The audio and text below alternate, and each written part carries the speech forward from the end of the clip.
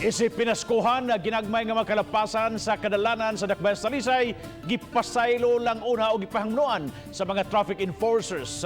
Ang report ni Faye Marie Dumabok. Bisan kun Pasko, full force sa mga kawani sa City of Talisay Traffic Enforcement Development Authority kon City Toda diha sa kadalanan sa Dakbayan sa Talisay. Uban usab ang mga pulis sa Talisay City Police Station. Mas daghang gideploy duol sa mga merkado ug tindahan. Matag karon og unya mohimo sila sa random checkpoint. Mato ni Joy Tumulak ang pangulo sa City Toda nga dili kayo sila strikto karon sa pag-issue og citation ticket sa mga malapason. Isip pinaskuhan. Gipatuman ang maximum tolerance.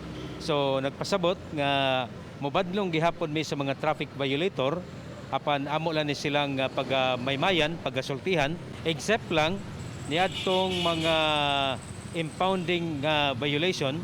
Like for example, way lisensya, way rehistro. So, amo yung i-impound ang mao nga mga sakyanan.